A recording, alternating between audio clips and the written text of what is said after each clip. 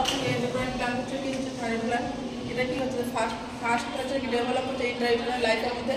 এটা কি করে ইডি কি করে অনলি গ্ল্যান্ড হুইচ কি করে স্টোর দেওয়া হচ্ছে সেলফ হরমোন, যে নিজের হরমোন থেকে স্টোর করে। ওয়েট হচ্ছে 25 থেকে 30 গ্রাম।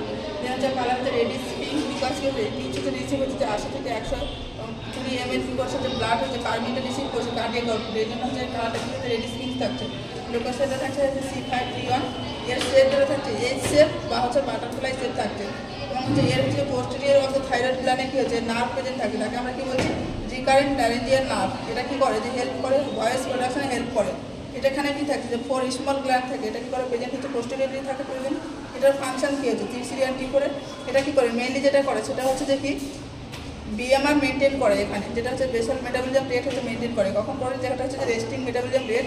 এটা কখন যে মিনিমাম এনার্জি যখন হচ্ছে হুইচ রিকর্ড, যখন হচ্ছে ভাইটাল অর্গানগুলো হচ্ছে ডুরিং রেস্টিং পিরিয়ডে থাকে, তখন হচ্ছে মিনিমাম যেটা এনার্জি প্রয়োজন হচ্ছে।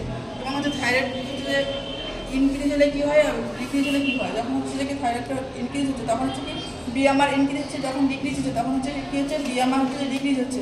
তাহলে পেশেন্টের ক্ষেত্রে থাইরয়েড ইনক্রিজ মানে বিএমআর হচ্ছে ইনক্রিজ হচ্ছে, তাহলে পেশেন্টের ক্ষেত্রে কী হচ্ছে হিট ইন্টলারেন্স হচ্ছে। যদি ডিক্রিজ হচ্ছে বিএমআর তাহলে পেশেন্টের ক্ষেত্রে কী হচ্ছে কোল্ড ইনক্রিজ হচ্ছে। এখানে যে মেটাবলিজম হচ্ছে কী করছে যে কার্বোহাইড্রেট প্রোটিন ফ্যাটকে কী হচ্ছে মেটাবলিজম করছে। দেন হচ্ছে কি থাইরয়েড যখন বেশি হচ্ছে পেশেন্টের ক্ষেত্রে কী হচ্ছে যে হাইপারগ্লাইসেমিয়া দেখাচ্ছে। এবং হচ্ছে যে পেশেন্টের হচ্ছে কোলেস্টেরল হচ্ছে ডিক্রিজ হচ্ছে। যখন হচ্ছে থাইরয়েড ডিক্রিজ হচ্ছে তখন হচ্ছে পেশেন্টের ক্ষেত্রে কী হচ্ছে যে হাইপোগ্লাইসেমিয়া হচ্ছে এবং হচ্ছে কোলেস্টেরল কী হচ্ছে ইনক্রিজ হচ্ছে। এই জন্য পেশেন্টের ক্ষেত্রে দেখা যায় পেশেন্টের ক্ষেত্রে যে ফেস পাফিনেস দেখা যায়। এবার হচ্ছে পাফিনেস হচ্ছে থাইরয়েড যখন ইনক্রিজ হচ্ছে কী হচ্ছে সেখানে যে বিএমআর ইনক্রিজ হচ্ছে, এনার্জি প্রোটিন ফ্যাট হচ্ছে কার্বোহাইড্রেট এনার্জি কী হচ্ছে বেশি ভালো লাগছে। সেজন্য হচ্ছে পেশেন্টের ক্ষেত্রে কী হচ্ছে যে ওয়েট লস হচ্ছে।